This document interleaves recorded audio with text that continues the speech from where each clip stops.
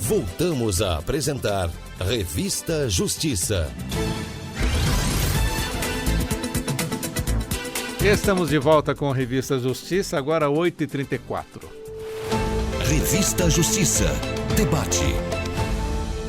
E está pronto o relatório da Comissão de Juristas criadas em setembro, ou melhor, a comissão que foi criada em setembro do ano passado pelo presidente do Senado, Rodrigo Pacheco, para atualizar o Código Civil.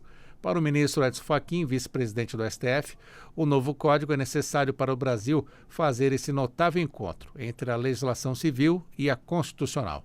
Por isso, vamos saber mais detalhes sobre essas mudanças, o que pode vir por aí com as nossas convidadas e o nosso convidado.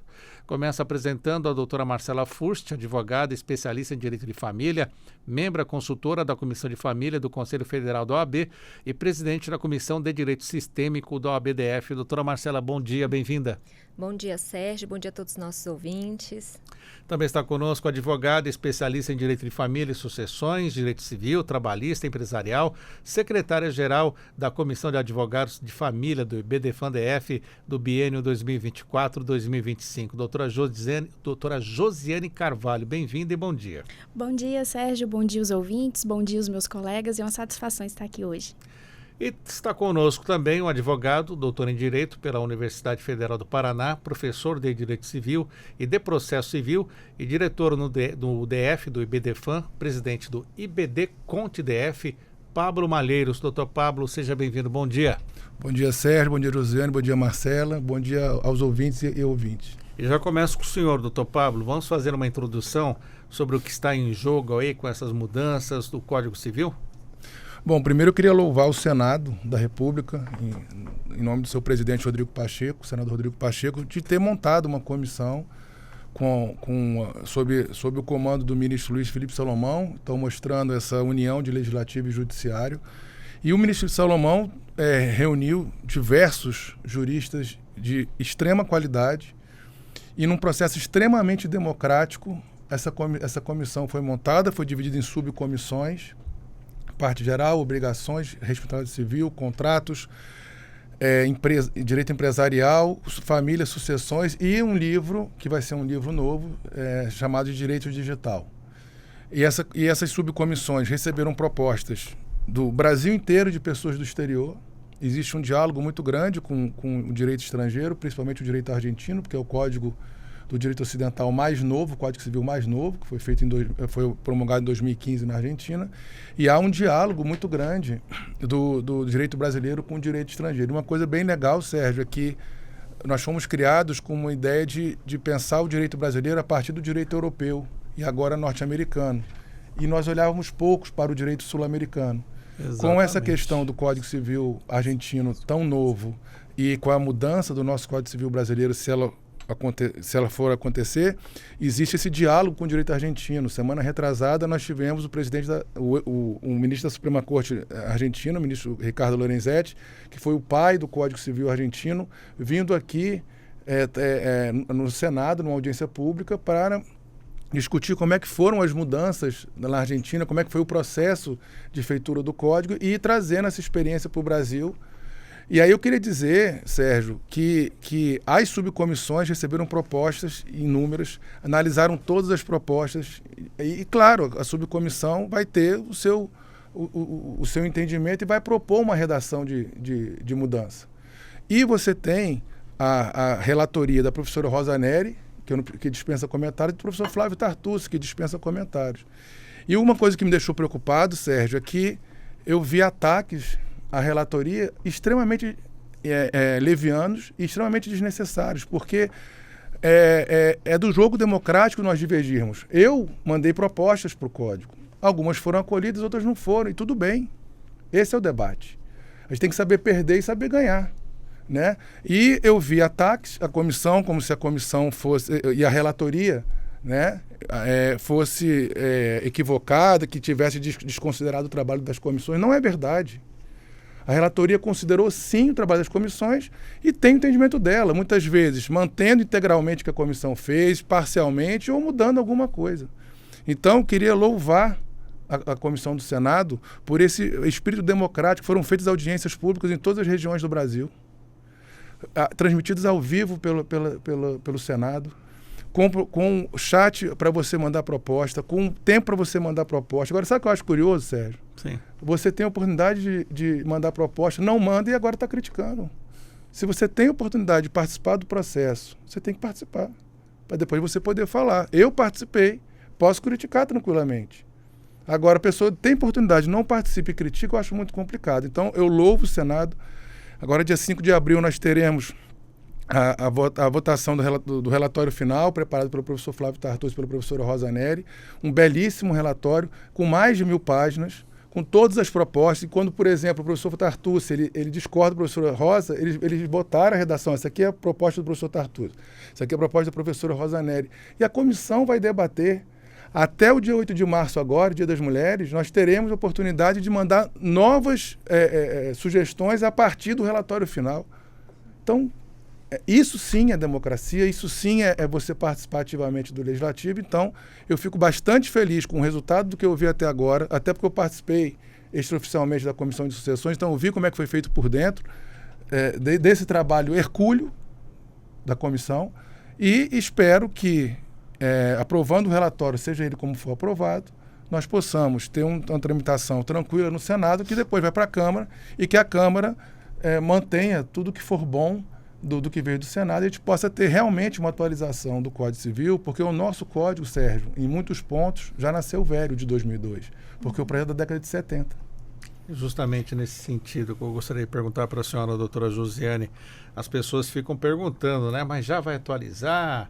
É necessário, então, essa atualização? É necessária? Pois é, até gostaria mesmo de fazer uma adenda, estava esperando o doutor concluir o raciocínio dele. Desde que o Brasil é república, nós temos o primeiro Código Civil em 16 e ele foi reformado em 2002, ou seja, foram 86 anos para fazer essa reforma. Daí hoje, né, em 2024, nós já estamos reformando o Código de 2002 e as pessoas que não são da comunidade jurídica, às vezes indagam, mas como assim, já precisa de reforma? E como o doutor falou, o nosso Código Civil de 2002, ele já foi publicado com atrasos, né, atrasos nessa modernidade jurídica. E nós temos como sociedade a evolução dos nossos atos e fatos jurídicos e isso ocasiona a necessidade de termos a regulamentação jurídica em face das problemáticas. Então, atualmente, temos sim necessidade, temos aí um calhamaço de situações novas, principalmente voltado ao direito digital, à inteligência artificial e a essa modernidade toda que nos cerca atualmente e que precisam de regulamentação. E com o Código Civil de 2002, isso ficava totalmente desfalcado. Então, há sim a necessidade e principalmente a gente vê também no direito de família. Eu acho que o direito de família vai ser o que dará mais discussão aí dentro do Código Civil, porque as relações familiares, elas se mudaram com certeza. Doutora Marcela Furst, terá muito trabalho então com essas mudanças, já que o direito de família faz parte da sua alma? Na verdade, não terei muito trabalho. Na verdade, assim, vai ser muito bom. Por quê? Eu sempre falo que o direito de família é o direito que ele mais evoluiu ao longo dos anos, né? Então, assim, até como a doutora Josiane falou muito bem, essa questão do direito digital, por exemplo, né? Assim, depois de 20 anos a gente vai mudar o código, mas veja que de 16 até 2002 não houve uma evolução tecnológica tão grande como de 2002 para 2024, Sim. Entendeu? E se a gente for também ver a questão do direito das famílias, olha só a expressão direito das famílias, que já é uma mudança também que vai vir com o código. Porque fala direito de família? Exatamente, é direito de família, mas aí acaba não abordando todas as famílias, todos os tipos de famílias, né, Sérgio? Por quê? Exatamente a união estável, que já foi igualada à questão do casamento, a família monoparental, que embora esteja ali na Constituição, também não é bem falada, não é bem abordada na questão do Código Civil. Então, o direito de família, ele evoluiu muito ao longo dos anos. E o que acontece com o nosso Código Civil de 2002? Ele está obsoleto com relação a algumas coisas, a gente vai conversar aqui ao longo da nossa conversa, tem algumas partes que estão no código, mas não são mais utilizadas, foram retiradas. Exemplo. Um exemplo, separação, a questão da separação. que foi a emenda constitucional 66 de 2010, já tinha retirado a questão da separação, da obrigatoriedade, ainda consta do Código. E agora houve até com entendimento... Tanto é que até o Supremo teve que se Era posicionar, isso que eu ia porque havia falar. essa brecha. Exatamente, como havia essa brecha, acabou, e nós, enquanto operadores do direito, dentro do direito das famílias, nós sabemos que a separação estava sendo utilizada como uma forma de marco temporal, ou seja, para ver quando que é a comunicação, para de haver a comunicação dos bens de acordo com o regime de casamento. E aí o fato de ter a separação lá, ainda precisa de 1 ano, 2 anos, comprovado ou não, então isso também vai vir, ou seja, vai tirar partes obsoletas ali do Código Civil e também vai trazer, principalmente, aí o que é bom, Sérgio, pra gente, vai trazer várias coisas, várias partes em que, na verdade, já estão sendo aplicadas por questão de jurisprudência, por questão de legislações novas, como a guarda compartilhada, multiparentalidade, resoluções do CNJ, né? Entendimentos que estão sendo aplicados nas varas de famílias que não estão no Código Civil e que agora serão incluídos por causa dessa necessidade das mudanças que eu sempre falo. O direito... ele rege o comportamento social, mas, na verdade, no direito de família, é o comportamento social que acaba regendo o direito das famílias, porque traz mudança legislativa, traz mudança de entendimento. Eu brinquei que o direito de família ou das famílias está na sua alma, mas há quanto tempo que a senhora já advoga justamente nessa questão, direito de família? Há 10 anos. Há 10 anos que o meu escritório é só focado em direito das famílias e é algo assim, que por isso que eu digo, assim, muitos jovens advogados, eu costumo dizer que eles iniciam na carreira achando que direito de família é fácil, a gente faz uma pensão, é um divórcio, é uma coisa tranquila, e quando vai ver, não, as questões das famílias vai muito além. Quando entra em sucessões, então... Nossa, em sucessões, então, tudo que mexe com dor, Sérgio, sabe? Dor, Dinheiro. Com dinheiro, com as relações humanas, mais precisamente, assim, mais humanizadas mesmo, não como tanto o direito empresarial, tributário, que é uma questão mais objetiva, né? Então, acaba se tornando mais difícil. Doutor Pablo, o senhor trouxe um ponto muito importante, né? Que olhávamos muito o direito civil lá fora, esquecemos daqui do nosso vizinho, da Argentina. O que temos de importante que podemos trazer do Código Civil da Argentina para cá?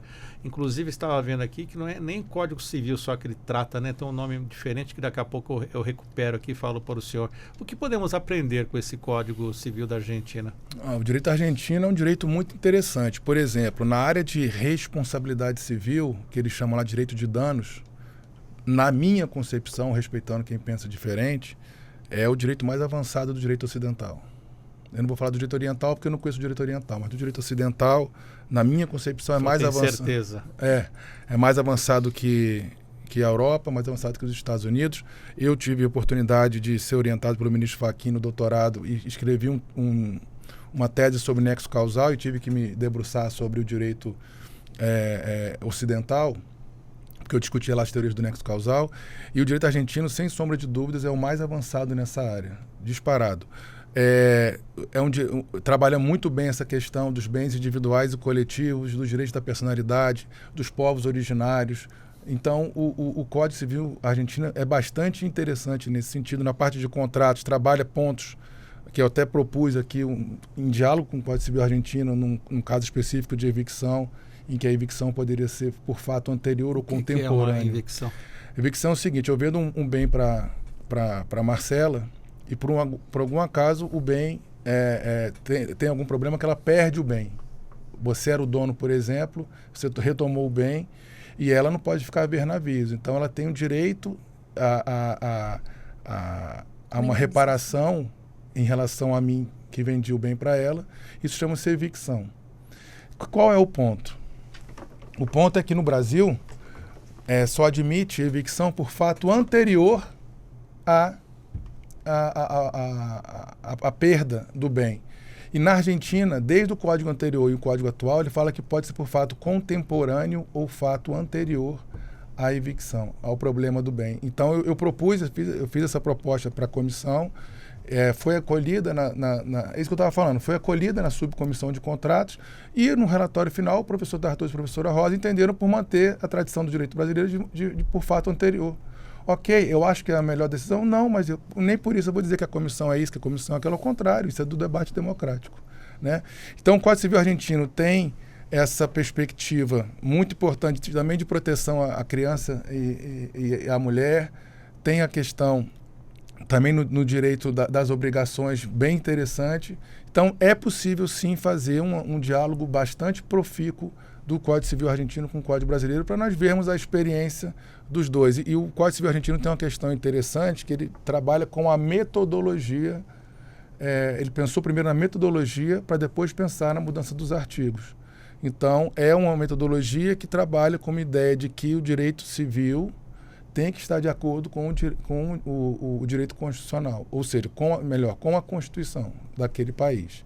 E é isso que a gente propõe nessa proposta do Código Civil, sem dizer que o Código Civil não serve para nada, que agora eu resolvo tudo com a Constituição. Não é isso.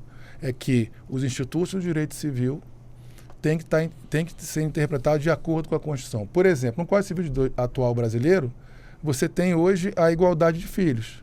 Então, eu não posso mais falar de filho ilegítimo e filho legítimo. Filho é filho, ponto.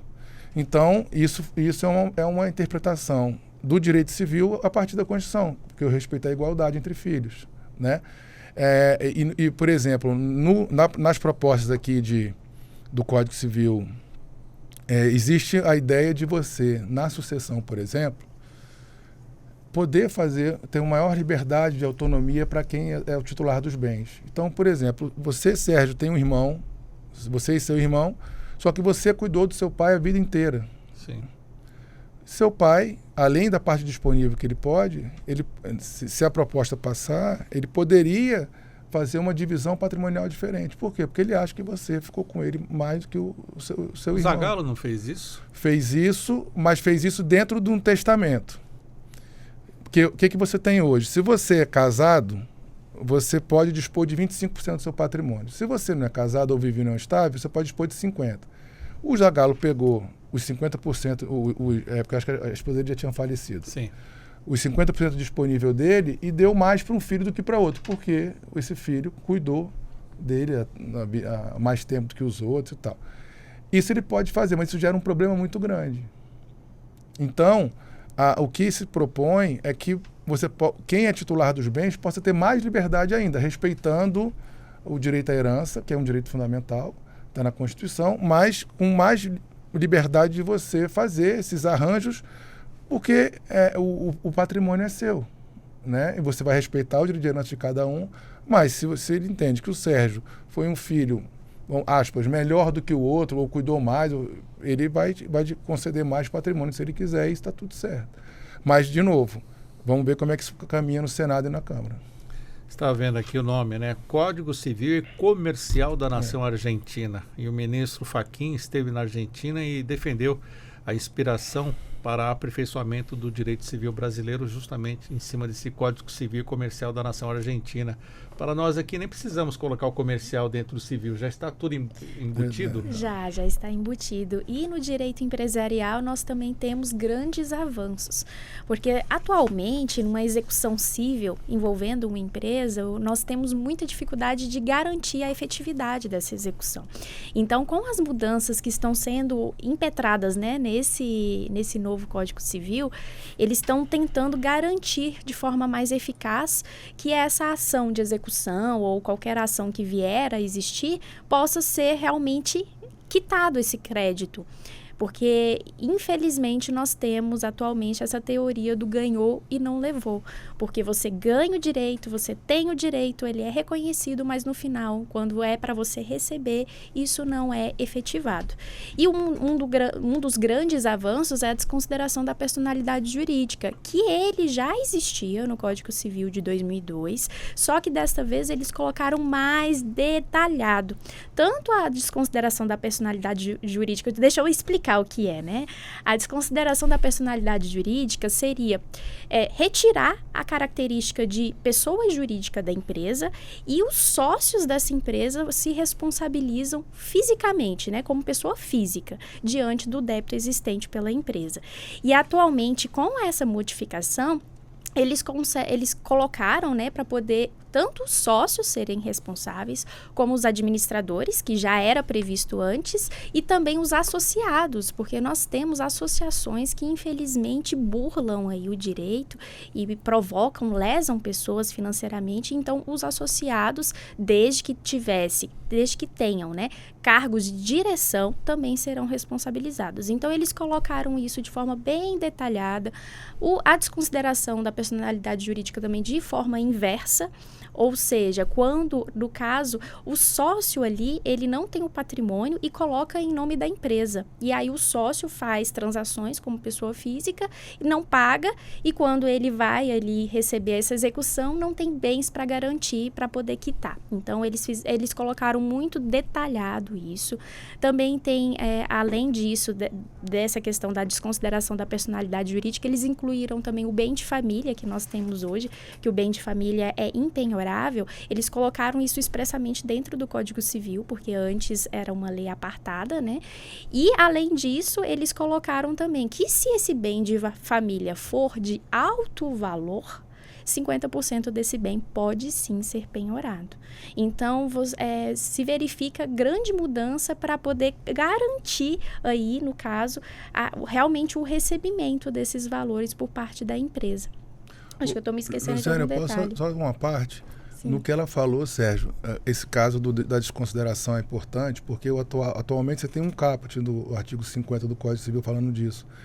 E eles fizeram vários parágrafos, e isso não é só nesse tema, é em praticamente todos os temas que estão ocorrendo mudanças, de você fazer um diálogo com o que o Supremo Tribunal de Justiça tem julgado em matéria de direito privado, e você colocar nos parágrafos, nesse caso é um caso explícito, de como que o STJ estava entendendo sobre aquele assunto. Eles foram colocando aquele entendimento já sedimentado do STJ e na desconsideração. Esse é um exemplo claríssimo. Precisa ver esse diálogo entre legislativo e judiciário, como é importante o papel da doutrina, o papel dos tribunais e o papel do legislativo.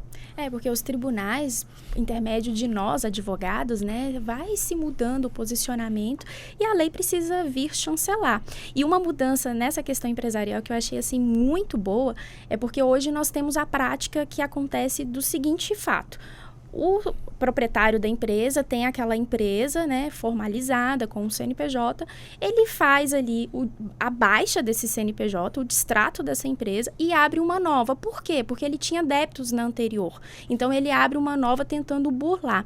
Agora, com esse posicionamento, né, se realmente passar dessa forma, porque a gente tem ainda essas discussões que virão, será da seguinte forma: o sócio que tiver algum bloqueio judicial, algum débito sendo discutido judicialmente, ele não vai poder constituir uma nova sociedade. Então, a gente evita aí essa tentativa de burlar e desconstituindo uma empresa, fingindo ser uma nova e deixar os débitos para trás como se não existissem. Então, se vê uma grande visão no sentido de evitar esse tipo de fraude aos credores no novo Código Civil. Mas a criatividade para isso é farta, né? É o filho, o neto, o sobrinho vai para o CNPJ dele, da empresa. É algo meio assim, tentar enxugar gelo. Eu acho que já é um passo. Eu acho que dificulta um pouco. A legislação, ela sempre está atrás da mente humana. Essa que é a verdade. A mente humana para esses artifícios, né? Ela sempre está atrás. Aparece o fato, vem a legislação tentando bloquear. Mas é um passo. Quem sabe a gente chega no mundo utópico de que ninguém é devedor, né? Mas aí, Sérgio, nesse caso, para ele fazer essa manobra, o filho ou o parente, sei lá quem for, o laranja, né, que a gente fala, ele tem que ter patrimônio. Porque se ele quiser fazer essa transferência de patrimônio, isso tem uma rastreabilidade. Agora, com essa questão de inteligência, de novas tecnologias influenciando, você consegue rastrear. Então, para fazer isso vai ficar mais difícil, porque ele vai ter que ter o patrimônio prévio, porque se houver a transferência, já com processo judicial em curso, do patrimônio de A para B, isso pode se configurar fraude contra credor. E se já tiver processo, fraude de execução. Se não tiver processo, mas já pode acreditar fraude contra credor. E aí você pode tornar o negócio jurídico ineficaz, se isso for comprovado. Então, não é tão fácil assim como era antigamente. E com essa questão das novas tecnologias, você rastreia muita coisa hoje, né? As pegadas digitais ficam Sim, a sonegação fiscal atualmente ela está sendo praticamente impossível, né? Então isso vai se fechando o cerco e as pessoas, infelizmente ou felizmente, depende de quem esteja vendo, né? Tem que se adequar e passar a seguir a legislação e passar a ser, né, certinho, digamos assim. 8h59, vamos fazer um rápido intervalo no nosso debate. Estamos falando sobre o novo Código Civil, já voltamos.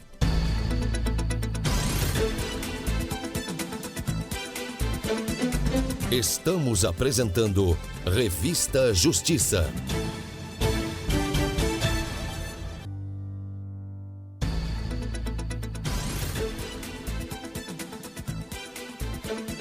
Voltamos a apresentar Revista Justiça. Estamos de volta com a Revista Justiça e você pode acompanhar o nosso debate também pela internet. Entre lá e nos acompanhe com imagens ao vivo aqui do estúdio da Rádio Justiça. Lá no YouTube, Rádio e TV Justiça ao vivo, 9 e 3. Revista Justiça. Debate. Novo Código Civil. Temos um relatório pronto no Senado Federal e estamos debatendo o que ele traz de novidades. Estou aqui em nossos estúdios com a doutora Marcela Furst, advogada especialista em Direito de Família, também o doutor Pablo Malheiros, advogado, doutor em Direito pela Universidade Federal do Paraná, e também a doutora Josiane Carvalho, advogada especialista em Direito de Família e Sucessões. Doutora Marcela Furst, o Direito de Família, o que temos de novidade nesse novo código? Sérgio, nós temos muitas novidades e até como a gente conversou no início, quando você falou assim, né, vai ter muita mudança, vai ter muito trabalho, e na verdade não exatamente, porque nós que já trabalhamos com o direito das famílias, a gente já vem desenvolvendo essas questões que muitas vezes para algumas pessoas pode parecer preciosismo, pode parecer, é só uma terminologia, para que... O direito das famílias em vez de direito de família. Exatamente. E não só isso, mas também, por exemplo, Sérgio, trocar a palavra maternidade e paternidade por parentalidade. Porque a questão das relações parentais, muitas vezes não tem mãe e pai. Às vezes é um casal homoafetivo, são dois pais, são duas mães. E a gente tem também, por exemplo, retirar a expressão de guarda e visita. Isso, para nós, familiaristas, a gente já tem muito tempo que a gente não fala em visita, porque pai e mãe não visita, eles convivem com os filhos. E a questão da guarda, poder familiar, veja como uma palavra forte. Então, dentro do direito das famílias, trocar isso por igualdade parental leva a criança ou adolescente para aquele sujeito de direitos. E não que os pais dominam os filhos, eles podem fazer o que quiserem com os filhos. Então, muitas pessoas que não lidam com o direito das famílias acham que essas palavras, mas é só uma palavra, é só uma terminologia, e na verdade não. A questão da guarda, a gente está falando de responsabilidade, a gente sempre falou de responsabilidade. Sempre houve as pessoas que tiveram dúvidas. Guarda e convivência. Os clientes chegam no escritório, eles sempre confundem muito, né? Não, eu quero a guarda porque eu quero passar os finais de semana alternados e 3 dias na semana, e a gente explica que guarda, na verdade, é responsabilidade e convivência é o tempo que passa com os filhos. Então, quando você altera para uma questão de igualdade parental e compartilhamento de convivência, que é de fato o que existe, não é porque houve uma separação, por exemplo, do casamento, de uma união estável, ou sequer houve um relacionamento entre um casal, mas eles são os pais, os filhos, eles têm o direito de conviver com os pais. Então, são certas terminologias que vão ser alteradas para trazer para a realidade fática existente, até de uma humanização, eu sempre falo sobre isso, a questão da humanização mesmo do judiciário. E aí a gente avança também um pouquinho a questão do reconhecimento dos animais, como ultimamente, nos últimos anos, tem se debatido tanto essa questão, né, da guarda, da pensão alimentícia, no caso de divórcio, quando você tem um animalzinho de estimação, como é que fica isso? O STJ já falou que é aquela questão que falava assim, é um bem semovente, é um objeto, mas também não é um ser vivo, é um ser senciente, né? Então, assim, dar direitos... Ser ciente. Isso, senciente, né? Que tem sentimentos, que ele tem seus direitos, as obrigações são do tutor, né, no caso, mas ele tem os seus direitos. E também, para as relações familiares, entra como uma peça extremamente importante. Então, a gente trazer essas mudanças também sobre a questão da personalidade dos animais, Sérgio, que a gente já viu ultimamente, animais que são o polo ativo da ação. Aí as pessoas falam, mas como assim? Um animal ele não pode ser, ele não tem legitimidade. E aí muita gente debateu essa questão. Ele pode entrar com habeas corpus, né? O animal em si, o nome dele, ele pode entrar com habeas corpus, né? Ele tem essa legitimidade. Então debater isso, trazer algumas, como eu sempre falo, puxando para a realidade, né? Como de fato as coisas estão existindo, a gente acaba realmente evoluindo muito nessa questão de...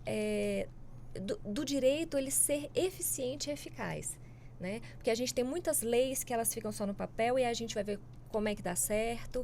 A gente tem muitas regras, por exemplo, do código, que as pessoas não sabem como aplicar, né? Seja o Código de Processo Civil, inclusive, como do Código Civil. E quando eu falo que essas alterações elas trazem da realidade para o papel, a gente tem uma evolução muito grande, Sérgio, com relação aos direitos das pessoas. Vamos lá, doutor Pablo Malheiros. Essa questão de família também, o senhor pode falar o que temos de mudanças lá dentro da comissão que foi trabalhado, esse relatório?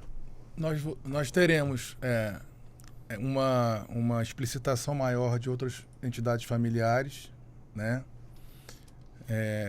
Teremos a questão de uma regulamentação mais adequada dos alimentos. Teremos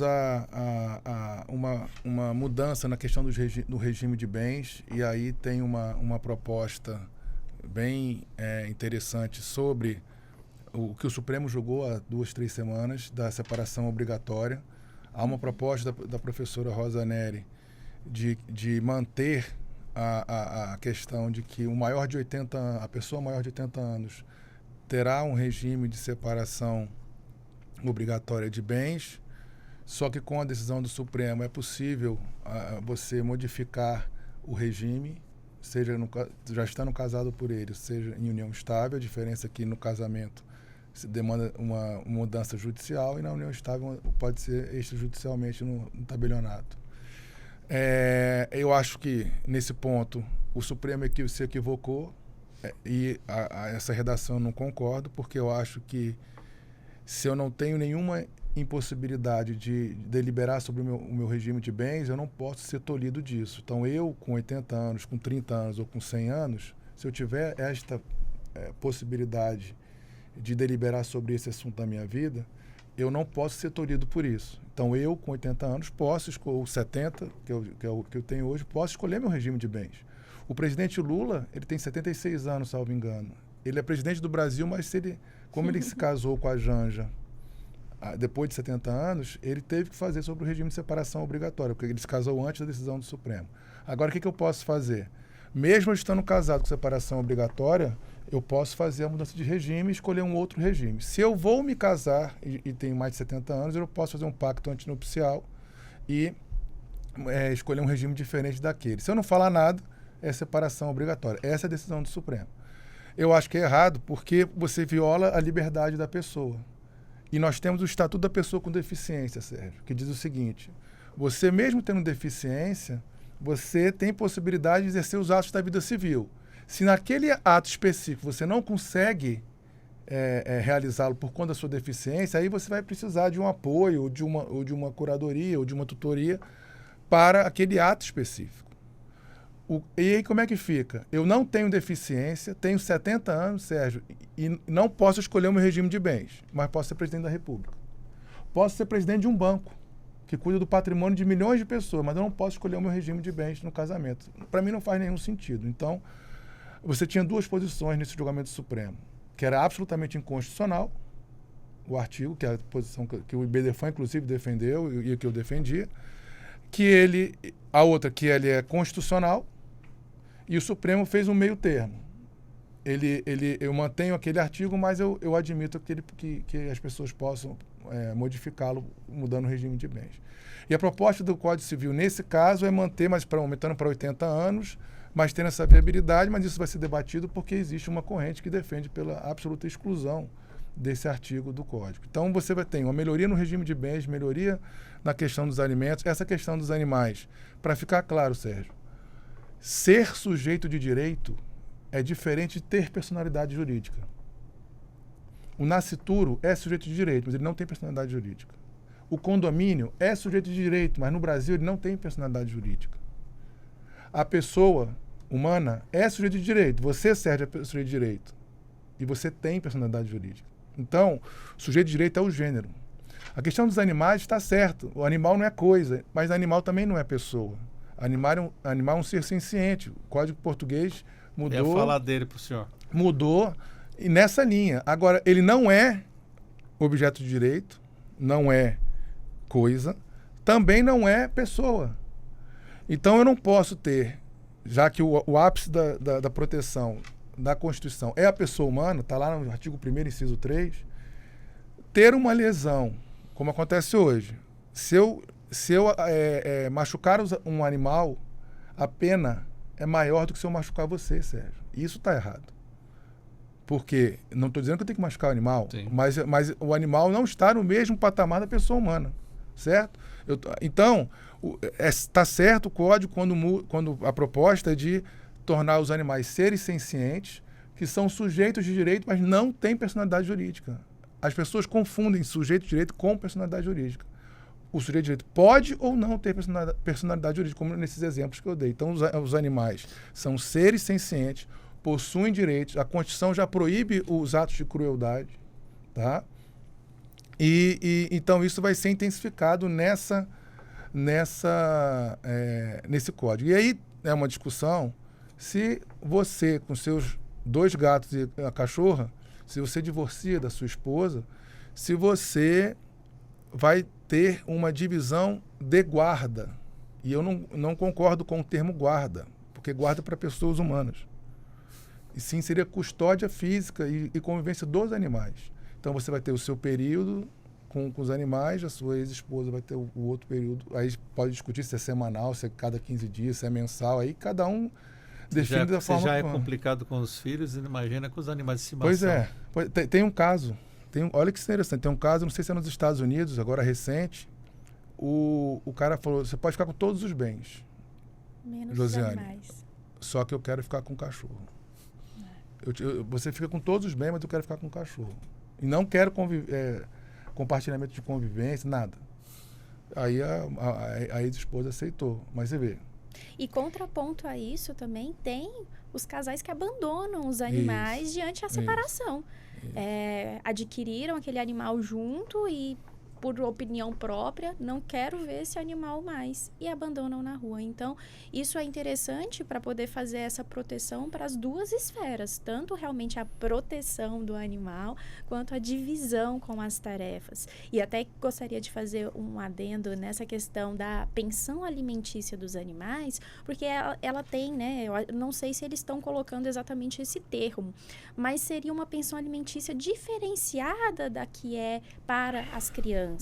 Tanto que não haveria a prisão civil no caso do não pagamento. Então, seria mais uma responsabilidade civil diante as despesas com os animais. É uma reparação civil, né? Na verdade, assim, é até isso que o Pablo... que eu deixo muito claro nas minhas aulas, né, quando eu falo sobre essa questão da família multiespécie, porque, assim, aqui a gente está falando, assim, de uma forma geral da questão material de a possibilidade, né, de, no caso de divórcio, de solução de união estável, de haver uma guarda, alimentos, tudo assim, entre aspas, né, porque o STJ, inclusive, ele já falou que, assim, não é pensão alimentícia, você não vai pela lei de alimentos conforme a questão de alimentos normais ali, entre pais e filhos, entre cônjuges, companheiros, enfim, né, mas, e sim uma reparação civil, saudável, uma questão assim de divisão de despesas. E a questão da guarda também, que é porque falam também assim, é pai de pet.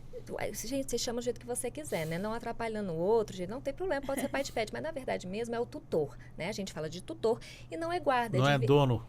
Não, também não é dono. Ele é um tutor. Por quê? Porque os animais, eles têm direitos, né? Assim, tá na Constituição também.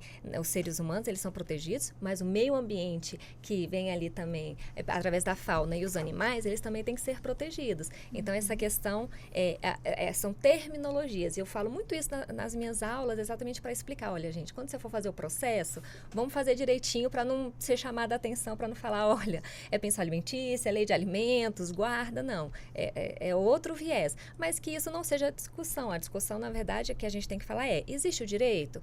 Pode acontecer ou não? E só até complementando essa questão que o Pablo falou, da questão de alimentos, que veio uma mudança e se falando e agregando, incluindo vários direitos ali no Código Civil, que já existem, mas agora vão fazer parte do Código. Por exemplo, alimentos gravídicos, né? Ele é uma lei e que ele vai entrar no Código Civil e também se evoluindo o procedimento, porque alimentos gravídicos, muitas vezes, ele demora até fazer o DNA, até o pai responder. Mas o gravídico ainda faz DNA? Então, não, exatamente. Não, assim, existe uma possibilidade, mas assim, é alguma tecnologia que machuca, né? Assim, a questão do direito médico fala que não é oneroso também. Exatamente, né?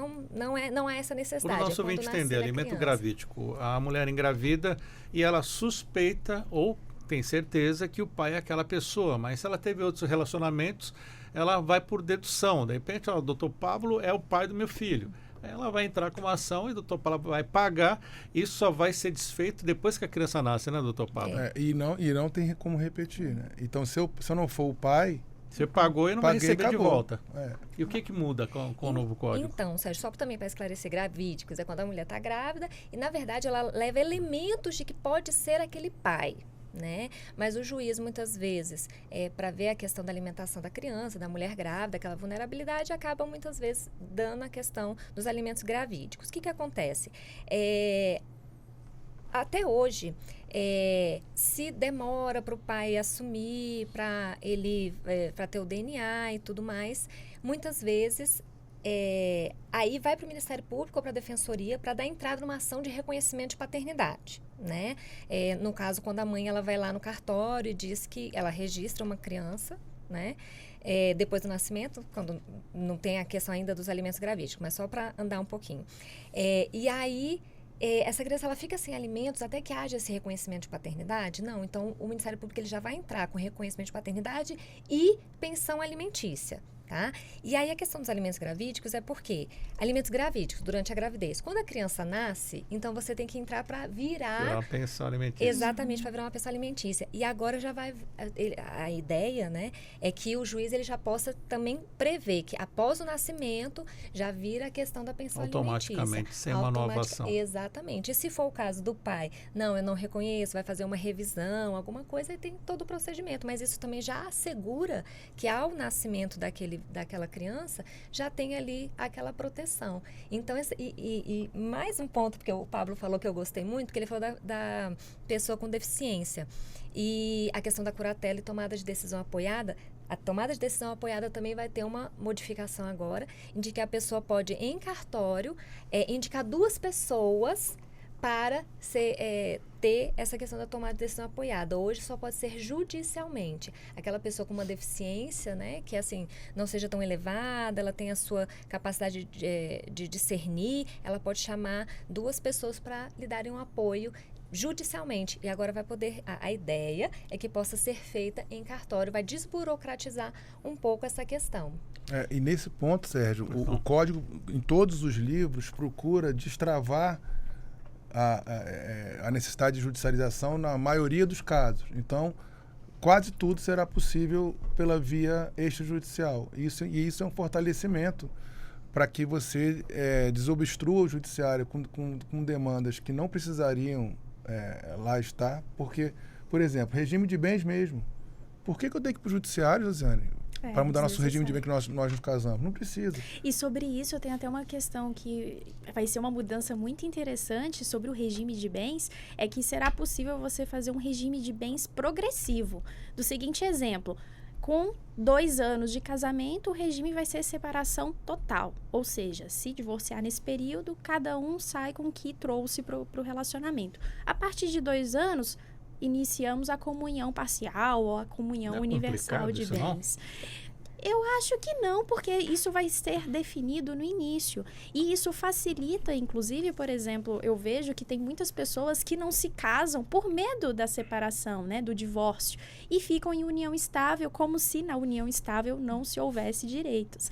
E entrando em união estável também, união estável foi elevado a estado civil, ao lado de comunhão parcial e tudo mais. Foi elevado ou vai ser elevado? Será, né? Será elevado? A ideia, né? Desculpe. É que a gente gosta tanto da reforma que a gente acha que tem que já passou, mas Já- infelizmente ainda exatamente. o caminho é longo. E ainda dentro desse quesito de Sérgio, sucessão, pois não, Marcelo? Só para poder complementar, porque a que a doutora Josiane falou exatamente, agora a união estável, ela muda o estado civil, então passa para ser conviventes, porque hoje quem tem união estável é solteiro ainda.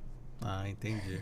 Vamos lá, doutor Pablo, direito dentro da área de sucessão, que temos de mudança importante, então, nesse projeto? Propostas muito interessantes. Primeiro, a questão da... Porque o que aconteceu? No Código Civil de 2002, o direito sucessório ficou bastante complicado. O artigo 1829 do Código Civil gera bastante dificuldade interpretativa e gera bastante problema. Então, o que eles fizeram? Fizeram uma proposta de simplificação da sucessão, fizeram uma proposta de você poder ter negócios jurídicos sucessórios em vida, porque só produzirão efeito somente após a sucessão, não só o testamento. Melhoraram a questão das disposições de última vontade, aquelas questões, principalmente aquelas questões em relação à saúde, em relação a aspectos existenciais da pessoa.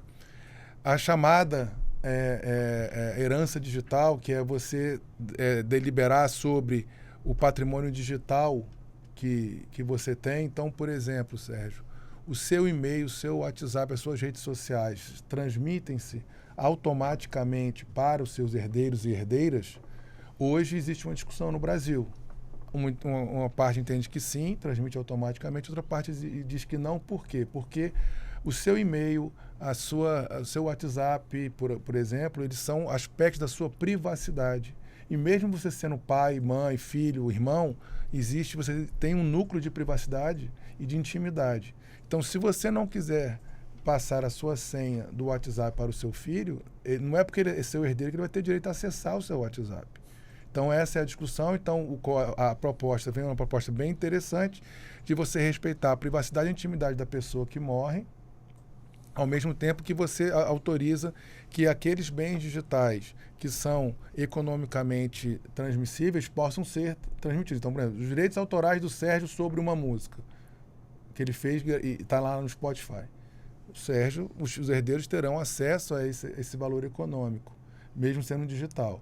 Mas os bens que são expressão existencial do Sérgio precisaria de uma autorização sua em vida, e aqueles que são mistos, você poderia judicializar a questão para separar o que é existencial do que é econômico para ver essa transmissão. Por exemplo, eu digitalizei toda a minha biblioteca de livros. Então, hoje é um bem digital. Quanto que vale isso?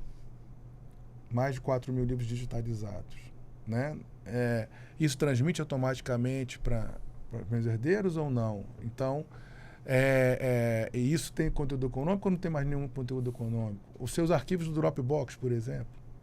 Então, isso tudo está sendo regulado na matéria sucessória. Uma facilitação absurda, no bom sentido, da questão testamentária. Você pode utilizar agora novas tecnologias para fazer testamento e por aí vai. Imagina, na época da Covid, Sérgio, você queria fazer um testamento, você não tinha como ir ao tabelionato de notas. Não tinha ainda essa facilidade. Você não poderia gravar no testamento em audiovisual e depois levar isso ao tabelião para ter cientificação. Então, isso tudo está sendo facilitado no direito sucessório.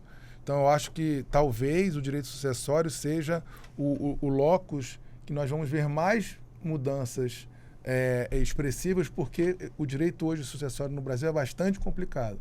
E tem uma proposta de você retirar o cônjuge e o companheiro ou companheira como herdeiro necessário, mas isso não deixará essas pessoas amíngua, porque existe, de um outro lado, um fortalecimento de direito real de habitação, usufruto da pessoa que estava casada em união estável.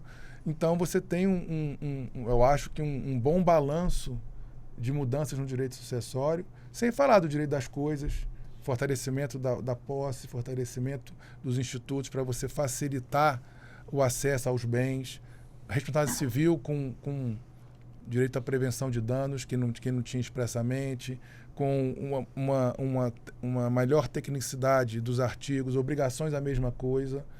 Então, eu acho que se a gente conseguisse passar como está no relatório final, já seria um golaço. E claro que sempre pode ser aprimorado. Sim. Mas sou bem entusiasta dessa reforma, da comissão, da relatoria e do que foi feito. Agora, tomara que a gente não perca esse tesouro, vamos colocar assim, né, Sérgio, no meio do caminho. Doutora Josiane, e o direito digital? Ele precisa estar agora já dentro desse contexto todo, né? Pois é necessário, e nós temos alguns capítulos falando aí sobre o direito digital, sobre a inteligência artificial, sobre a assinatura eletrônica, contratos digitais, então está bem englobado. Até paralelo às sucessões que o doutor Pablo falou, temos também, diante a inteligência artificial, que hoje é possível pegar famosos, né, cantores que não faleceram, usar a imagem deles, a voz, para produzirem novas canções, novas propagandas, como houve da Elis Regina recentemente. E nessa proposta haveria a necessidade de ter uma autorização expressa do falecido para que a imagem, voz dele seja utilizado pela inteligência artificial. E também dentro desse capítulo há a responsabilização das pessoas que utilizam aí da inteligência artificial e a necessidade de ter consignado expressamente de que aquele produto ali apresentado é fruto da inteligência artificial. Pois atualmente, como não temos nenhuma regulamentação, nas redes sociais eventualmente nos deparamos com produtos da inteligência artificial que, se você não prestar muita atenção, você não percebe. E você só percebe, por exemplo, recentemente eu vi um vídeo de uma personalidade icônica que não fala palavrão, gírias.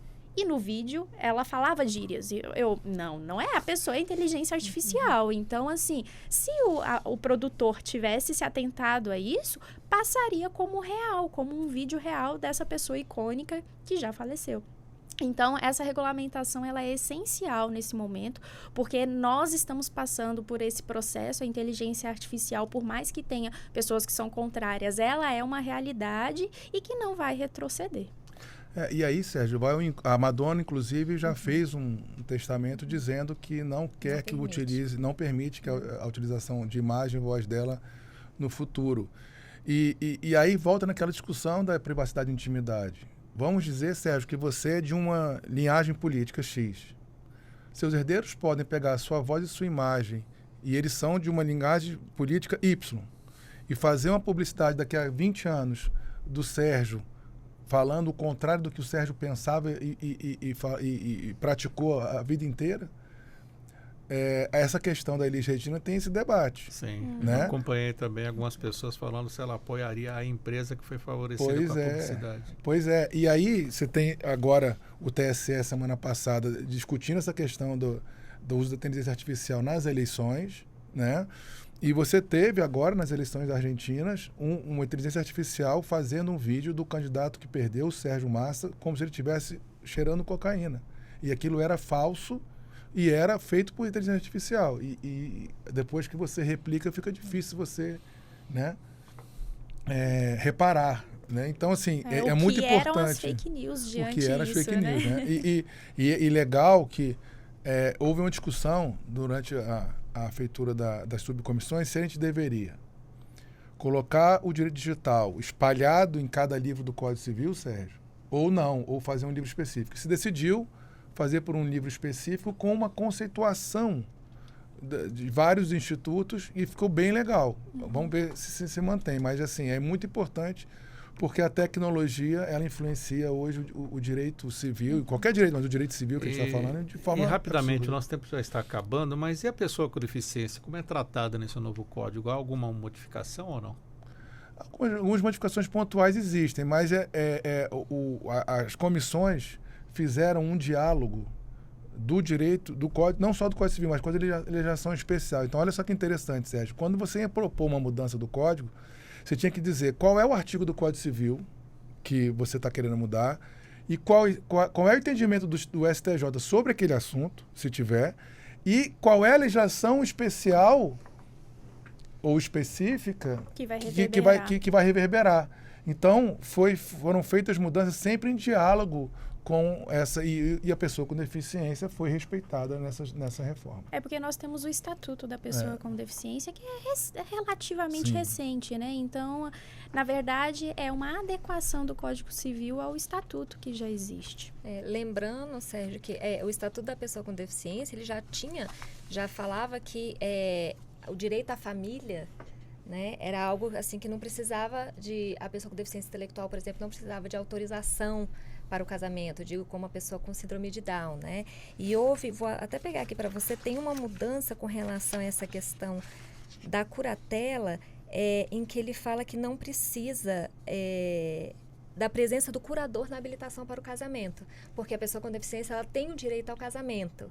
E aí, como o código ainda trazia essa questão de alguns atos, então esse é um ponto que a ideia é que seja retirado. Muito bem, nosso tempo já está se esgotando. Parto agora para as considerações finais. Começo com a senhora, a doutora Josiane Carvalho, advogada especialista em Direito de Família e Sucessões, Direito Civil, Trabalhista e Empresarial, secretária-geral da Comissão de Advogados da Família do IBDFAN-DF do biênio 2024-2025. Muito obrigado por estar conosco pela primeira vez aqui na Rádio Justiça. Eu que agradeço a oportunidade, são muitas discussões, nós ficaríamos aqui, eu acho que boa parte do período do dia e não concluiríamos todas as discussões. E o Código Civil, tendo essas modificações, haverá necessidade também de adequar o Código de Processo Civil, principalmente, porque são muitas mudanças que vão reverberar no processo. Muito obrigado. Agradeço também ao Dr. Pablo Malheiros, advogado, doutor em Direito pela Universidade Federal do Paraná, professor de Direito Civil e também Processo Civil e diretor do DF, aqui no DF, do IBDFAN, presidente do IBD Conte DF. Muito obrigado por estar conosco, suas considerações. Eu agradeço, Sérgio, estou sempre à disposição, agradeço a Josiane, a Marcela, a quem nos ouviu, ou quem nos viu, né, porque nós também estamos no YouTube. E dizer da alegria de poder ter participado, agradecer ao professor Mário Delgado, ao professor Gustavo Tepedinho, ao professor Gisel de Ironaco, da Comissão de Sucessões, que permitiu que nós ajudássemos lá nos debates e na feitura de artigos. Sou entusiasta da reforma, sou entusiasta de como ela está sendo feita, saldo a relatoria do professor Flávio Tartucci e da professora Rosa Neri, e espero que no dia 5 de abril possamos ter um debate democrático, profícuo, e que o texto seja aprimorado, para que o Senado possa votá-lo e enviar o mais rápido possível para a Câmara, para que a gente possa, se tudo correr bem, ainda nos próximos anos, termos essa mudança operada. Alguma expectativa de quando sai esse novo código? Olha, eu acho que o Senado até junho e julho manda para a Câmara, acho que até antes, mas manda para a Câmara. Aí depois... Aí na Câmara a gente não sabe, né?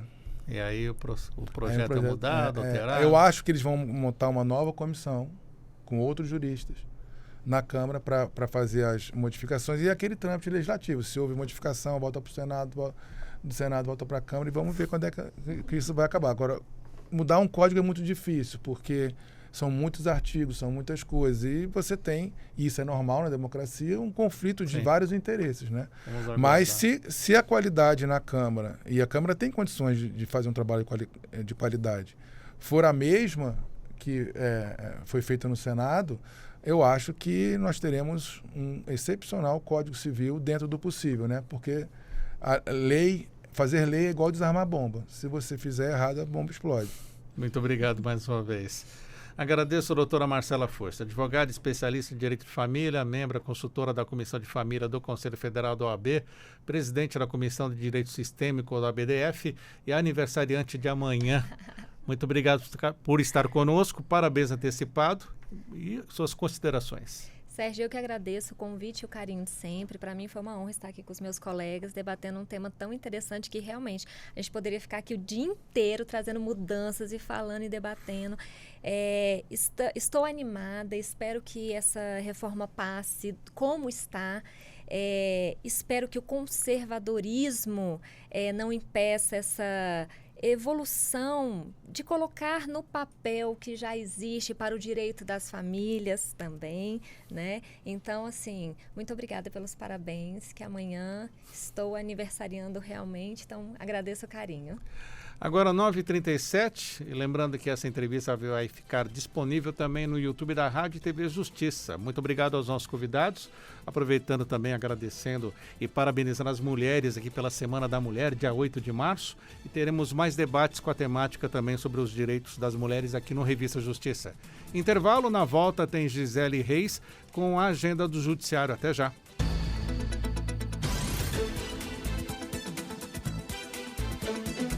Estamos apresentando Revista Justiça.